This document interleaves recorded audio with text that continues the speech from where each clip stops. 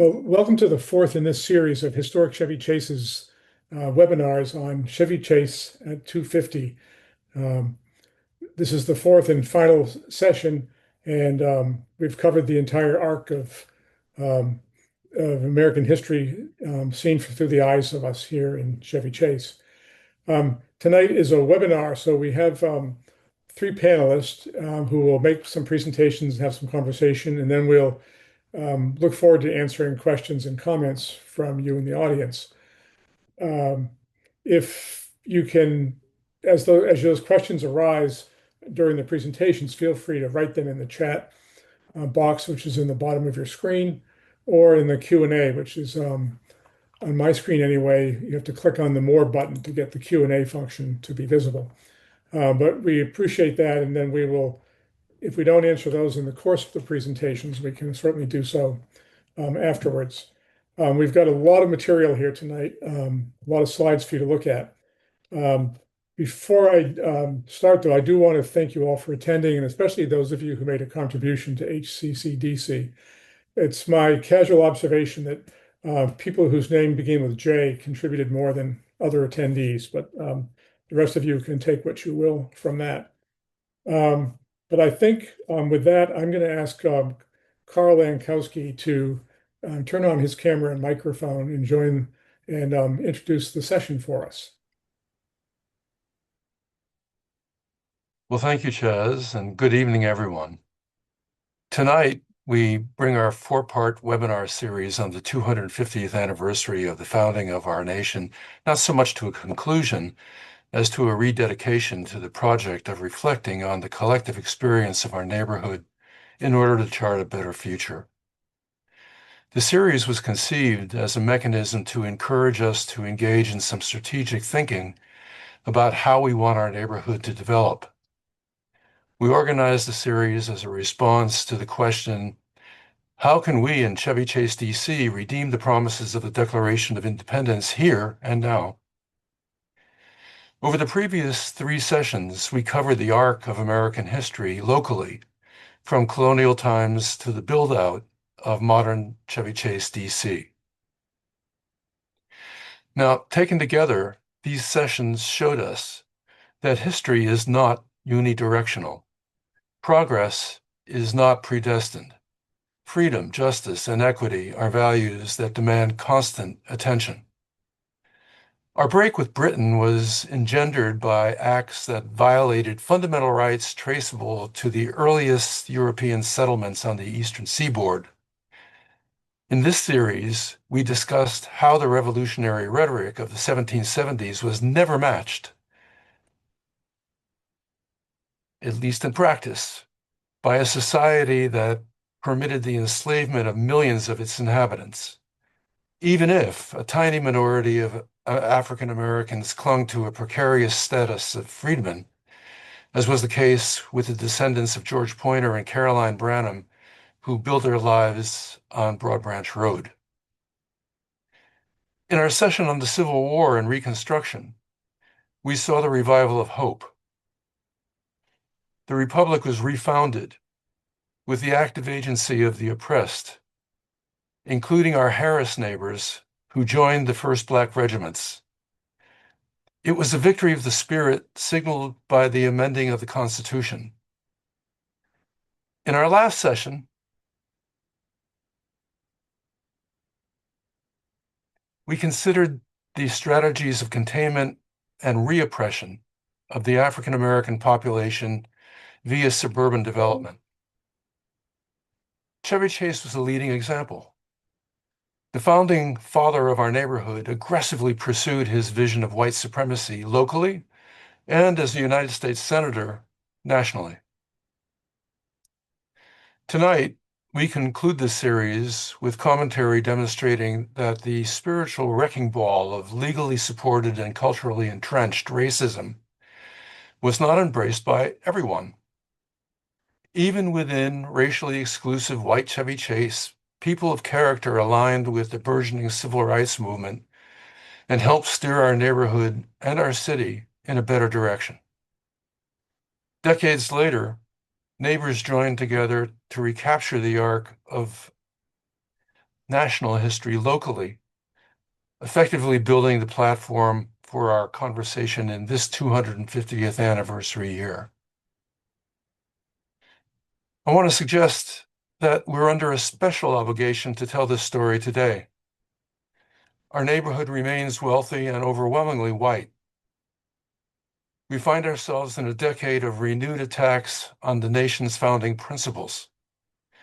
Led from the top since the 20th of January 2017, in an ideological frame that Francis Newlands would likely not only recognize but also embrace.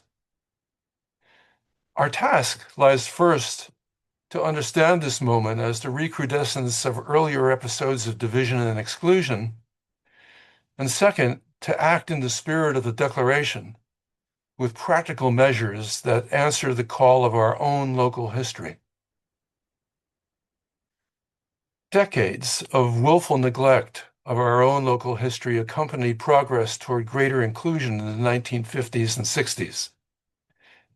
The momentum of that movement produced partial home rule, the Voting Rights Act, the Housing Act, and other landmark legislation against the will of Chevy Chase's Citizens Association, which was established in 1909 and among whose aims was to keep Chevy Chase, D.C. all white. The racially exclusive language in its constitution was not amended until the 1970s. Joining us tonight in conversation is HCCDC board member Tim Hannipol, who will address how our local history was rediscovered. Tim grew up on Northampton Street, attending the local public schools Lafayette, Deal, and Wilson. As a student at Wilson in 1974-75, he helped with the local history publications Origins and Origins 2 in a program funded by the old neighborhood planning councils to explore a local history leading up to the 1976 bicentennial. He went on to major in history in college and then earned his law degree prior to a lengthy career as a union side labor lawyer. We are hoping to have Tanya Hardy join us tonight, but a family emergency looks like it may have made that impossible. Let me just say a word about Tanya in case she is able to join. She had a long teaching career in Northern Virginia. She developed an interest in genealogy, and in that capacity was key in leading 70 descendants of displaced Broad Branch families back home. She was also central in piecing together the lost story connecting them to Captain George Pointer, who worked under George Washington on the precursor to the C&O Canal. Working with Tim and through historic Chevy Chase, D.C., they were able to begin the process of acknowledgement and repair for the injustice of exclusion and displacement. The Chevy Chase story is defined mainly by a privileged white community reacting to a movement led by African Americans. Mark Auslander, also a member of the board of Historic Chevy Chase, D.C., will help us complete the picture by drawing our attention to some of the civil rights leaders living in our Chevy Chase neighborhood. But before we come to their much anticipated stories, I'll attempt to set the stage with reflections on two neighbors who played an important role in the democratic opening of the District of Columbia in the 1950s and 1960s, Walter Torbriner and Joseph Rauh. Torbriner was a Harvard-trained lawyer and Humphrey Democrat, and was tapped by President John F. Kennedy to manage D.C. in the spirit of Kennedy's new free frontier leitmotif. And I'll be focusing mostly on him. Now, Chaz, I think you have a few questions to get us started. Thank you, Carl. There's a lot of material here, and I guess you and others, Carl, have referred to the civil rights movement that you're about to talk about as in the 1950s and 1960s as the third founding of the Republic. So the issues weren't new here or nationally. But before we get down into the details, what made this a more successful social movement than earlier efforts? Well, let me start by saying this.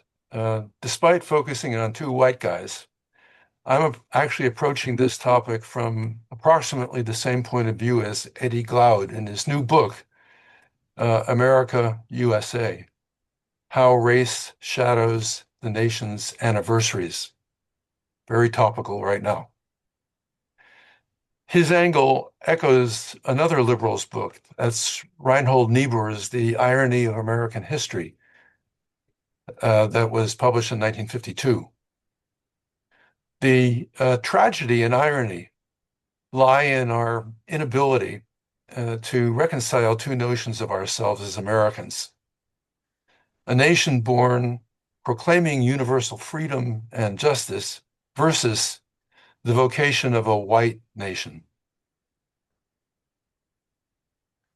And yes, the civil rights movement of the 1940s to the 1960s should be seen as the attempt at a third founding of the Republic. And just as there were problems with the first and second foundings, the second founding being the Civil War and Reconstruction, the third founding was radically incomplete. You asked a question about how social movements like the civil rights movement in our country succeed. There are any numbers of answers to that, but let me just take a stab at it by referring to a couple of points. First, the success of movements in effecting lasting social change requires familiarity with and access to elite networks, governing institutions, and regulatory bodies. Movements actually need agents sympathetic to their cause operating within the system. They need them to channel and amplify signals from the movement to decision makers. They need them to promote and defend movement values and agents. They need them to replace other sympathetic people in implementing and decision-making roles. They need them to generate and adopt legislation, meeting the movement aims and objectives. And in the case of DC, we're in a singular operating environment. Remember, this is pre-home rule.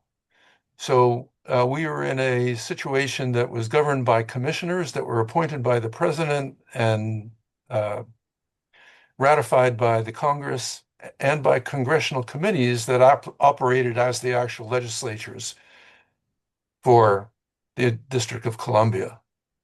And outside of that, there was nothing. There were no elections. There were no representative bodies. All you had is the Board of Trade, a private body, and the private citizens associations and civic associations that preserved, in the case of the citizens associations, the Jim Crow aspects of DC. The other aspect of the special DC operating environment, of course, was that it was a field for national policy prototypes. So political entrepreneurs in both parties would try out ideas in DC before shopping them around and adopting national legislation.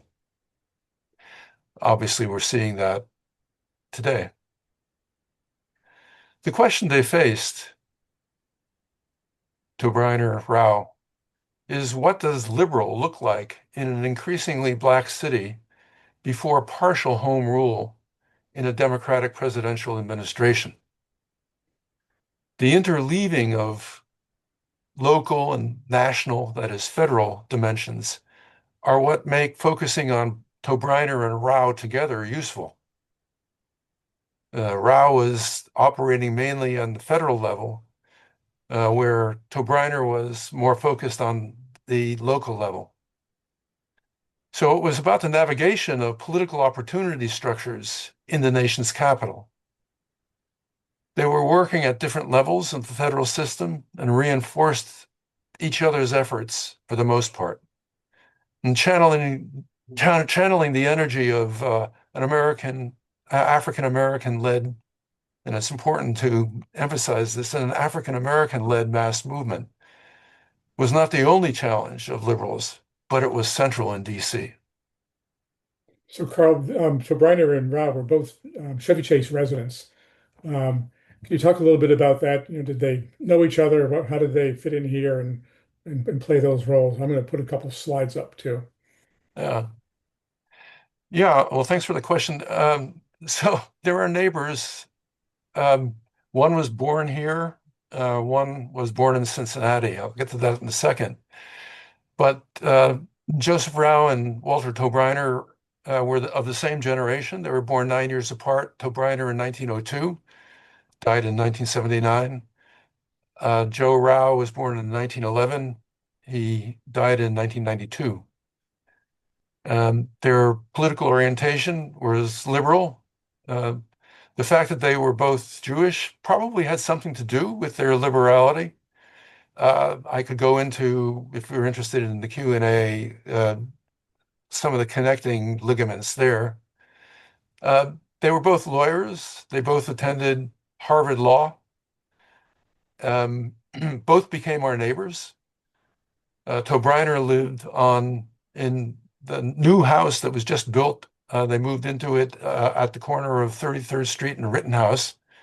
And here, let me give a shout out to our neighbors, the Solomons, who helped us commemorate that arrangement by helping us fund through a fundraising effort they headed up, and the refurbishment of a call box in front of that we used to commemorate Tobriner's residence there. And in the case of Joe Rauh, he lived on Appleton Street between Reno Road and Connecticut Avenue. They both did military service in World War II. Rauh got himself to the South Pacific. He really insisted on leaving his roles in the New Deal in the federal agencies because he wanted to fight fascism. He didn't end up there. He ended up in the South Pacific, and he made it back one day after the Japanese capitulation in 1945 to DC. In the case of Torbriner, he never got out of DC. He rose to the rank of lieutenant colonel as an administrator in Price administration at the Pentagon. So Rauh was born in Cincinnati to an immigrant father who was born in Bamberg in Germany and immigrated around turn of the century or slightly before that. And Rauh was after Harvard, was a law clerk for both Supreme Court Justice Cardozo and a little bit later when Frankfurter took Cardozo's seat after Cardozo retired or died in office, Frankfurter. And he became a rising star in the New Deal, kind of Mr. Fix-It in implementing New Deal legislation. After the death of Roosevelt and the beginning of the Truman administration, and after the end of the war, he was a co-founder of the National Americans for Democratic Action. So in the New Deal, he was busy drafting bills, selling them to Congress. These were on racial issues, labor issues, implementing legislation. He was involved as an administrator in Lend-Lease as well, just before he went into active service. In the post-war, he was doing essentially the same things, but in private practice.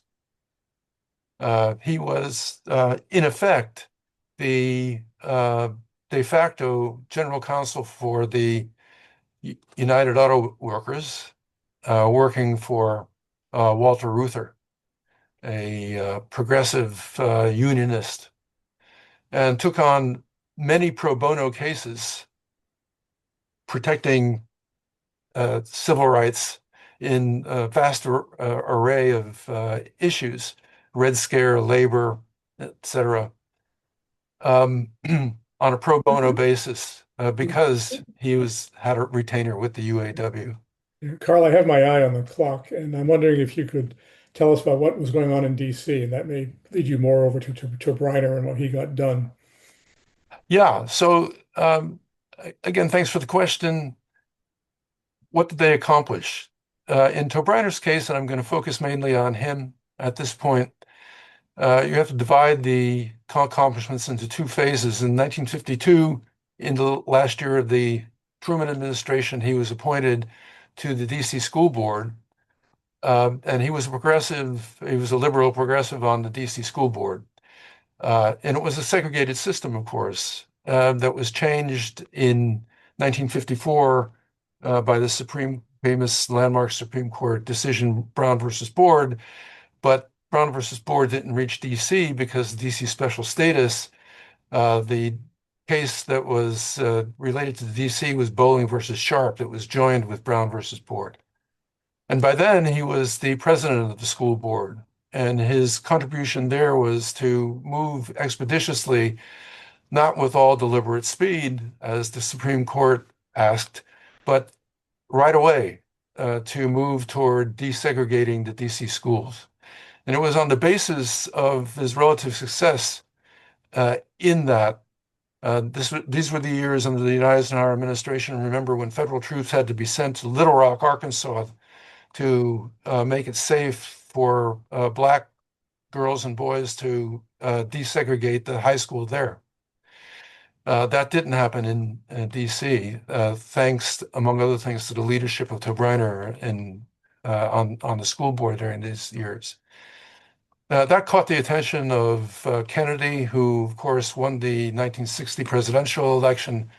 And on the basis of that, Kennedy appointed him to be the commissioner and the president of the commission that ran DC. So he was the kind of titular mayor of DC from 1961, reappointed after the assassination by Johnson in 1963. So the job was difficult. It was to orchestrate reform and administration, including getting resources for the district, situated between citizen pressure, including civil rights campaigners and citizens and civic associations on the one side, and on the other side, often hostile congressional committees run by segregationists on the other side. Okay, so it was in some sense an impossible task that he was assigned to, and yet they were able to make some progress working together with Rauh in many instances. On the democracy front, Torbriner worked himself in working with LBJ and worked himself out of a job by restoring some level of democracy to DC in stages. First, with the 23rd Amendment to the Constitution, which gave DC residents the right to vote for the first time in 100 years. That happened with the 1964 presidential election. And he was working with the first Black commissioner that was appointed along with him in 1961, John Duncan, and with the DC Housing Authority head, Walter Washington, who by 1967, under the Reorganization Act, Governance Reorganization Act in 1967, that they managed to get through Congress, creating a mayor, commissioner, and an appointed council of 9 council people. So all that had to be done in 1974 was to turn that into voting an elected position. All right. So that was all started under Torbriner, and Torbriner had a major role in bringing that about. He engineered support for protests, including the 1963 March on Washington, facilitating, making it easier for the marchers to do what they wanted to do.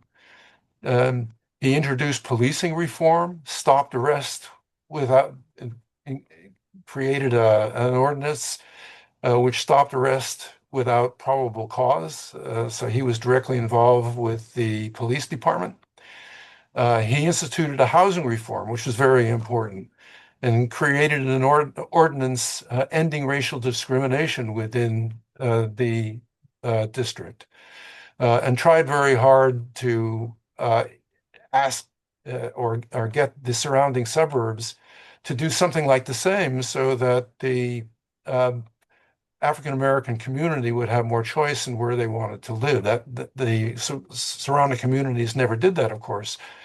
So the problem continued to exist, but at least there was a start within DC. The same thing was true of fair labor practices, where an ordinance was introduced ending racial discrimination there. And of course, there was further education reform implementing a no tracking court case that led, in fact, to the resignation of Superintendent Hansen in 1967. That was a court case, by the way, that was against Torbriner, named as the head of the commission in DC. But the point is that Torbriner and associates decided not to contest it. And that was what precipitated Hansen, who liked the tracking system, which was kind of a re-segregation within the school system, to resign.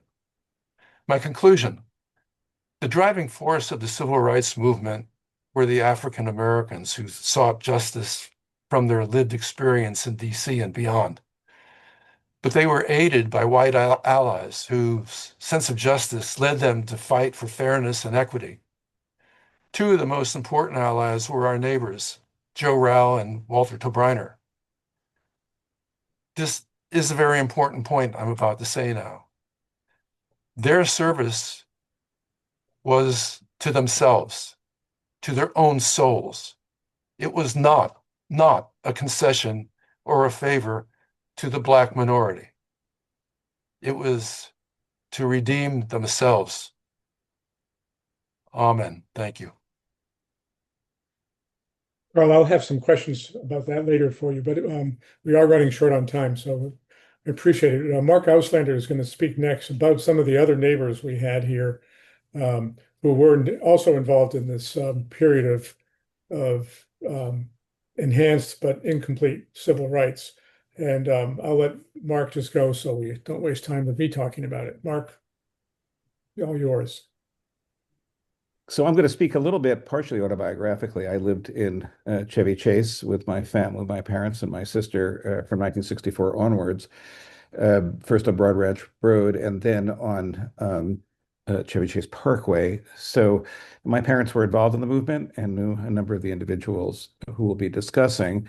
We'll just to give you a sense of some of those houses, some of those geographical sites, James Reeb and his family, who were there till were our neighbors to 1964, followed by Bernice Degler, a most extraordinary woman.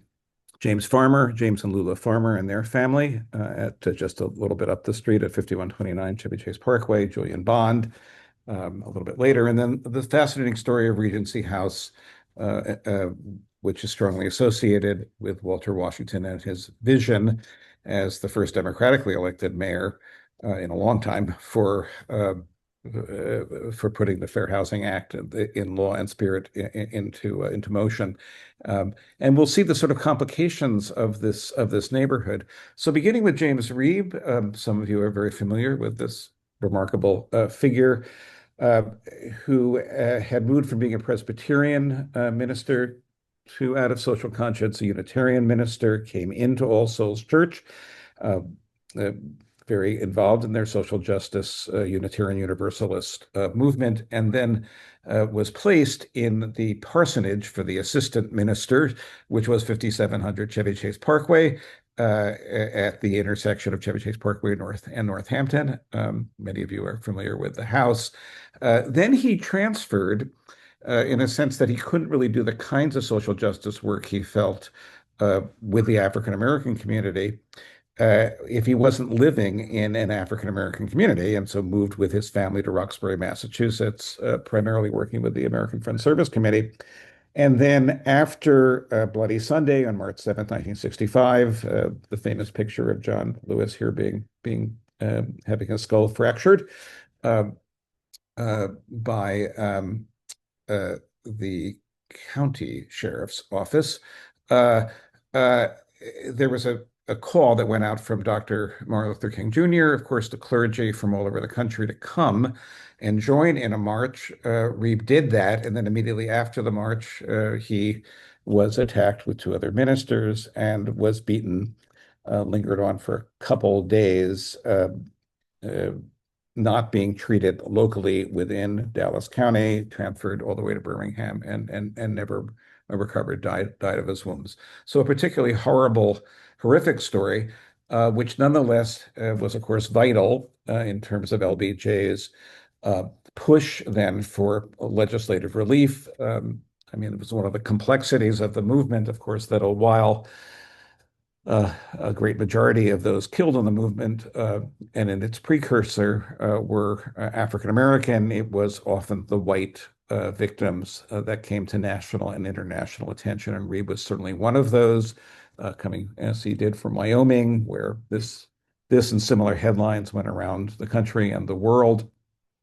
And he became an important martyr for the movement.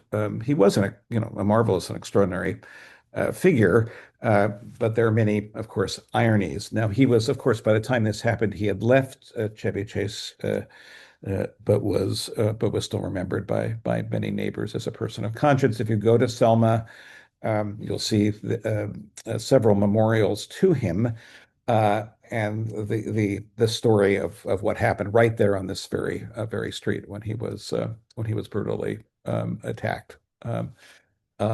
There is a beautiful podcast that NPR did called White Lies on the actual story, because, of course, it was one of the many civil rights cold cases, and the killers were never brought to justice. If you go a little bit further along to Montgomery, which was the ultimate goal, of course, of the Selma to Montgomery March, you'll see Maya Lin's very brilliant design for the Civil Rights Memorial at the Southern Poverty Law Center, which was co-founded by Julian Bond, who's part of our neighborhood story as well. And if we zero in on the 40 or so names that are in a great sort of unbroken circle of martyrdom, you'll see where the hand is, one of our hands is. James Reeb is in fact marked there in this very stunning memorial with water that begins, I believe, with Emmett Till and continues through the others that were lost. I think Viola Liuzzo is just a little bit above, who was killed ferrying marchers back and forth between Selma and Montgomery. Now, after Reeb died, another extraordinary thing happened as a result of is that the house, which had been for second at 5700 Chevy Chase Circle, which had been for as we said, assistant ministers, became available to a really most remarkable woman, Bernice Maxwell Degler, who had been teaching at Miners Teacher College. She'd gotten a master's in Mexico City. She'd been in the public school system, taught in the Foreign Service. She was a Unitarian and was active at All Souls. And because of this, she was then offered the possibility of renting that same house that had been the Reeb house, and then ended up buying for various reasons, and spent the next 60 years living really just up until her 90th birthday at 5700 Chevy Chase Parkway. She did serve as an ANC commissioner, did all sorts of important works on fair housing and elder rights and so forth. There's a beautiful oral history you can see on the HCCDC website with Patricia McDermott Caslin. Really gives a fascinating window into the history of the community during this period of really profound transformation. Just a few blocks up, as many of you know, James and Lula Farmer lived also on Chevy Chase Parkway. And I'll mention that by an interesting coincidence, they were living right in the location that we now know was Moses Cemetery. I don't believe that any of the individuals we are speaking of, as important as they were in the history of the movement, were aware of the long African American history of Chevy Chase that, as we now know, as we've been discussing all year, goes back at least to 1725. With the Chevy Chase patent, the long history of slavery, of anti-slavery. I think it had largely been obscured. I'm not sure of that, but certainly my parents, who were active in the movement, knew none of that history. Anyway, Farmer, of course, was a critical figure when he was studying theology at Howard. He became familiar with the work of Gandhi and really put it into practice from the 1940s onwards, and then most famously, in order to really force the Kennedy administration to live up to various Supreme Court rulings in terms of interstate commerce, initiated from May of 1961 onwards the Freedom Rides, which he famously describes in his autobiography as an expedition into America's conscience. He was one of the preeminent organizers of the March on Washington in 1963, the so-called I Have a Dream march. But he wasn't there because, as an active civil rights activist, he was in fact imprisoned in Louisiana. He had to have the speech read for him.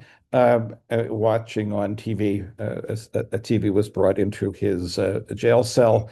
But one of the most famous lines, of course, of the movement: "We will not stop our militant, peaceful demonstration until the heavy weight of oppression is removed from our books." He then stepped down from leading CORE, the Congress, first the Council of Racial Equality, then the Congress of Racial Equality, and moved into 5129 Chevy Chase Parkway from 1967, I'm pretty sure, till 1980. Kate can correct me. And became, in the Nixon administration, somewhat controversially, the Assistant Secretary for the Department of Health, Education, and Welfare, committed to the implementation of the Fair Housing Act. At a tumultuous period, he then left the Nixon administration rather disappointed with the pace of bureaucracy and with the way that the Southern strategy was increasingly disenfranchising African Americans as he saw it. He was also, of course, on the outs with many other figures in the civil rights movement. A fascinating story. Equally important, though, is the story of Lula Agnes Peterson, farmer who really played a critical role in the movement. And again, we're talking an interracial couple at this point.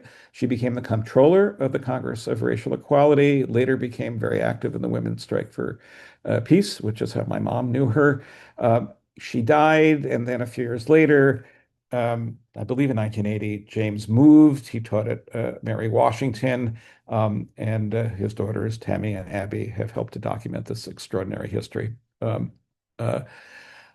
Also, of course, a beloved resident of the neighborhood, Horace Julian Bond, who first comes to prominence as an organizer in Freedom Summer in Mississippi in 1964. And that's a really fascinating transitional moment. As many of you know, it sort of ends with the call by many of the movement leaders for white folks to step back from the movement and to go to organizing their own community. He then moves into electoral politics, encouraged by John Lewis to run for the Georgia State House.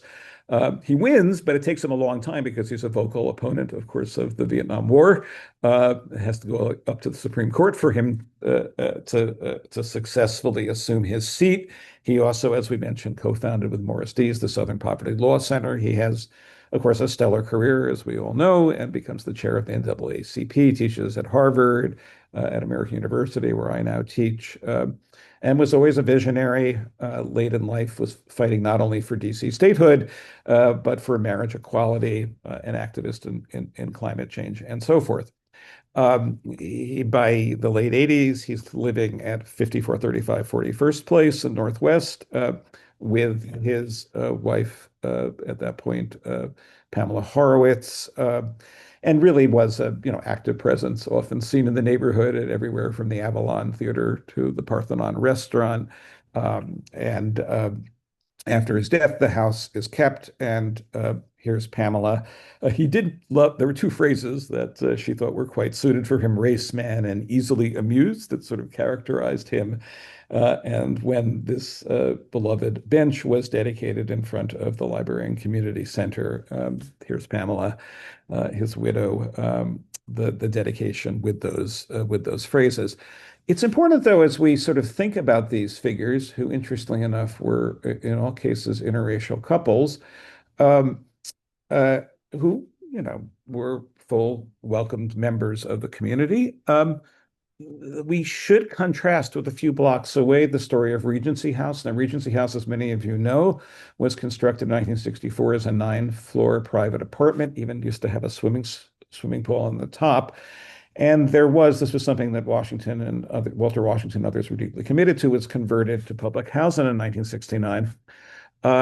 This is a rather shameful story, which Matt McFarland, I think, has quite brilliantly interpreted. You can read on his blog this story of how substantial the Chevy Chase Citizens Association, a white organization, was in its resistance to seeing older African Americans, low income, move in. There's no question, as you read through the newspaper accounts and the oral histories and so forth, there was a lot of racial and age-based animus. The claim, of course, by those that opposed this, that this was going to destroy the housing market for the single-family dwellings. That never really happened.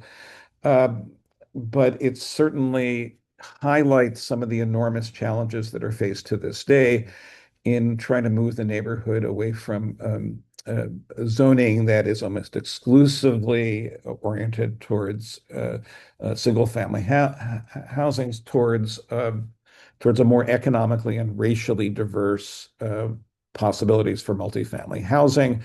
This Regency House, as was pointed out, was kind of breaking the color bar system that we talked about in our last session, in which west of 16th Street and Rock Creek Park was overwhelmingly, of course, that part of Northwest was overwhelmingly white, middle class, upper middle class. And so it's a complicated story. There are important alliances. For example, nowadays, some of you are very actively involved in Northwest Community Food, which works closely with the residents in Regency House. But clearly, this is not a case where we see one would argue, full welcoming or assimilation into the neighborhood.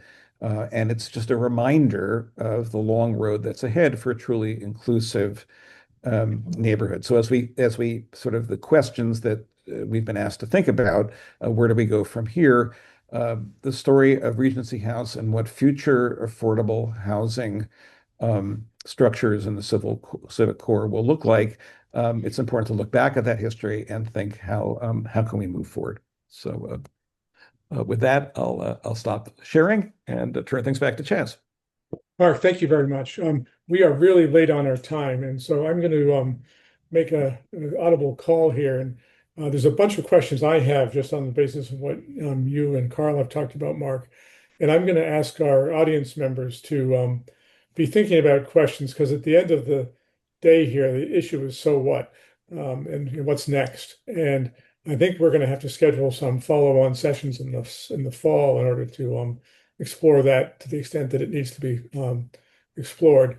Tim Hannibal is going to speak next. Tim was going to be with Tanya Hardy, who was the person who organized the descendants of African Americans whose antecedents lived in the neighborhood.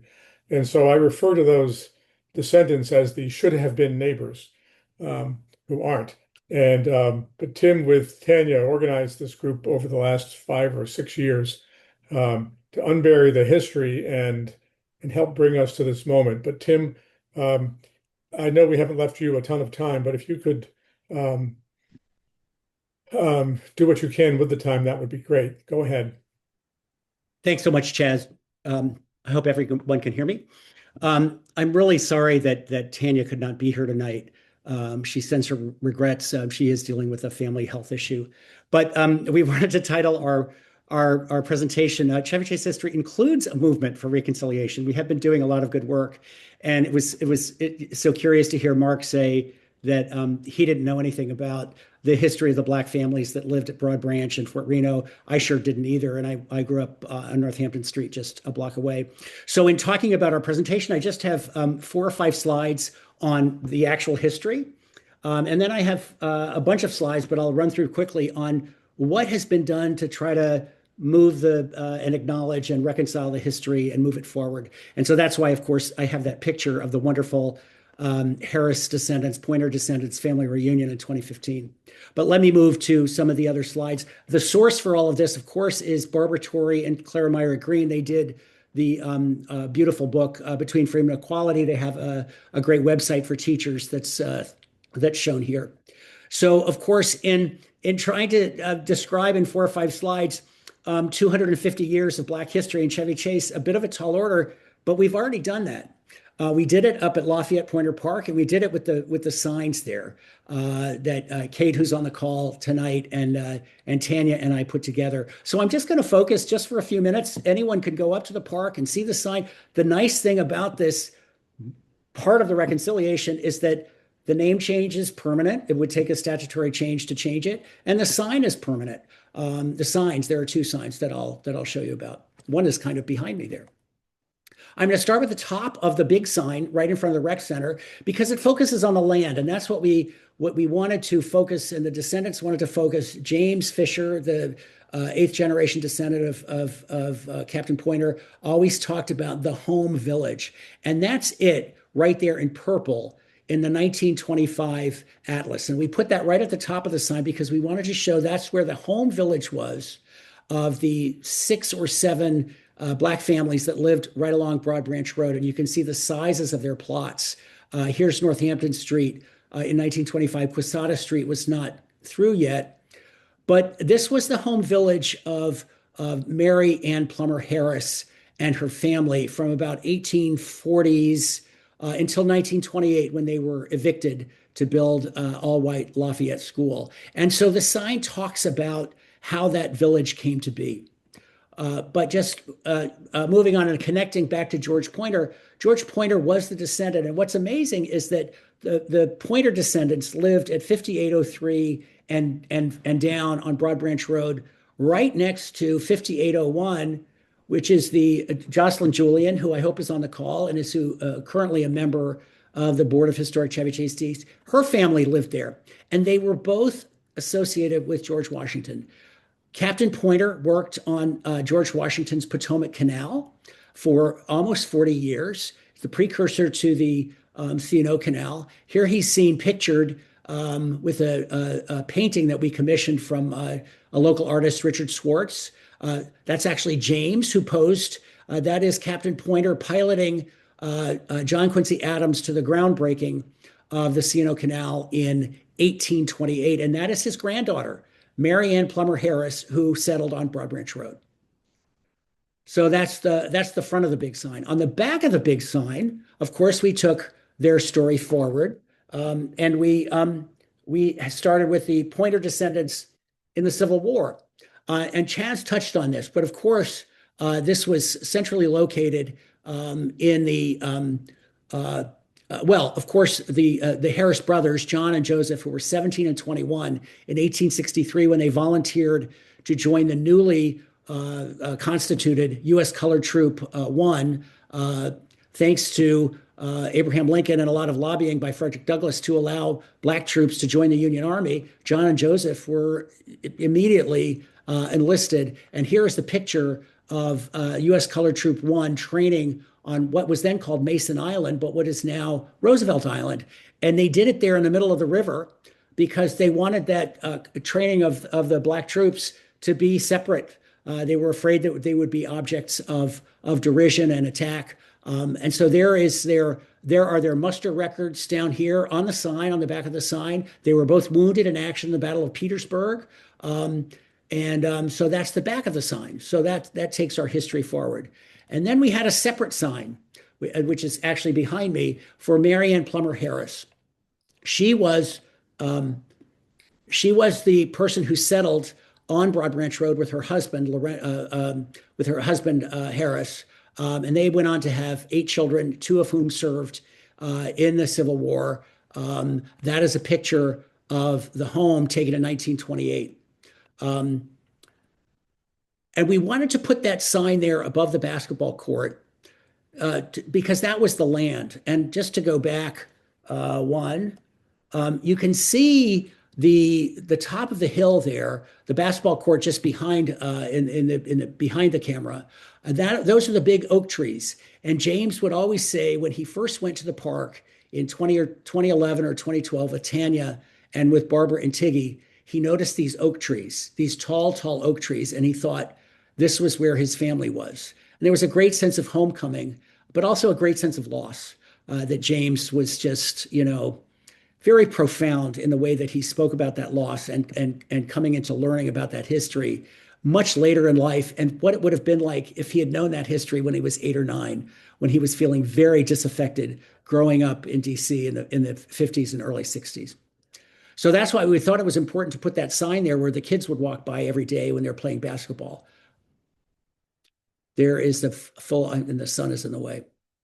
Now, I wanted to dwell for a second on this because it is not in the sign, because we found this article later. This is the picture taken by Jocelyn's grandmother, Anna Shorter Dorsey. I think I got that name right, who was born on the Broad Branch property in 1905. She lived to be into 2007. She was 102. But when she was a teenager, she took pictures. She was a big shutterbug. And these are pictures of friends, Willie and Rosie. Pearl Bailey was a friend of the family and came to visit in the 20s. But anyway, this is the article from the 1931 Evening Star about the last holdout, which was Jocelyn's family. And I want to read it to you because this is in the newspaper. It's a matter of public record. And we did not know about this news article when we were putting the sign together. Jocelyn came on the scene a little bit later. The house is occupied. It's yesterday approved the purchase of a lot of dwelling adjoining the Lafayette School, now under construction. The house is occupied by colored tenants. They were not tenants, they were owners. In explaining the reason for the purchase, Assistant Engineer Commissioner H.L. Rauh wrote, quote, "The presence of this house with its colored occupants so close to a white school is a source of possible friction that it is thought desirable to remove." I just want to pause for a minute on the tortured syntax of that sentence. Remember when we were in 8th grade English, we were told to write using the active voice. There's no actor in that sentence, of course, aside from Commissioner Rauh, who apparently wrote this to the Evening Star. The passive voice is a source of possible friction that it is thought desirable to remove. We would have included this in the sign because there can't be any question about the discriminatory intent there. Friction was a term that was very commonly used as a justification for segregation. In fact, that was kind of the centerpiece of the 1896 Supreme Court decision in Plessy versus Ferguson. And the court even wrote in the majority, if the colored race attaches a badge of inferiority to that, it's their own fault. They should just change their minds. And that was also the rationale that Woodrow Wilson told black activists in 1914 when he justified segregating the federal workforce. He said, "Gentlemen, it's not a humiliation, it's a benefit." So that, I just want to focus on that. That is the history. And now I want to move to the reconciliation. Let's start with a few slides on reconciliation. And I'm just going to go through these very quickly, but I want to dwell on this because it was the family that started the process of reconciliation when they got together at James and Tanya's suggestion, and they held a reunion in 2015.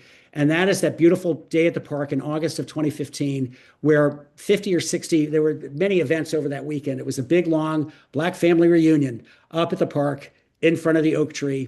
And Tanya and James talked about how white people came walking through the park with their dogs and wondered what was going on. And some came over and learned, hey, there was a Black family here. No one knew about it. Of course, no one knew about it. It was deliberately erased. So the family had a lot of agency in this reconciliation, and they came back on that day symbolically, as Chaz says, the neighbors who should have been. And here they are, at least for that day, reclaiming the park with a lot of smiles. A lot of smiles. Then we got allied with the family as part of Historic Chevy Chase DC, and we began a petition drive to name the park, rename the park, and put the signs up. And here we are having the same conversations up on Connecticut Avenue. That's Kate and Chaz. People are like, "I've never heard of this before. Of course, we should do something about it." So that was. And here's one of the best things we did in Black History Month in February of 2020, right before the pandemic. We made a presentation to the 4th and 5th graders at Lafayette School, and look how they are all so attentive, sitting on the floor, and they listened to about a 45-minute presentation. And there we are, smiling at the end. There's me next to James.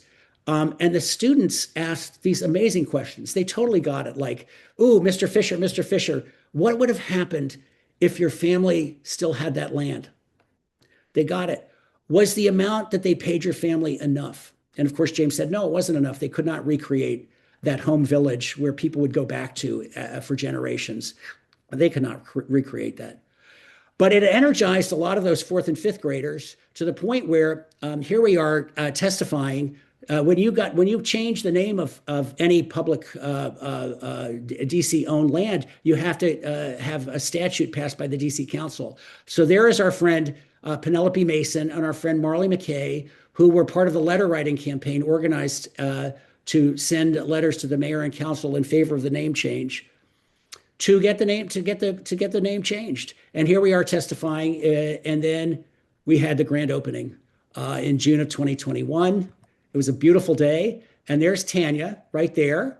I don't know if you can see my cursor or not. She's there in the green shirt next to James in his sort of dashiki, next to Mayor Bowser. And on the other side, maybe soon to be Mayor Janice Lewis George. So the political showed up. Chairman Mendelson said it was his favorite renaming ever. He loved it. We gave him a copy of the book. He was so interested in it. So that was a big day. Here we are with the painting. There's Penny and Marley. Marley gave the most of it. It's on Twitter. You can see it. She gave this about a minute and a half. Brilliant. You know, she was I think she was Alice Steele by then. I think she was in the 7th grade.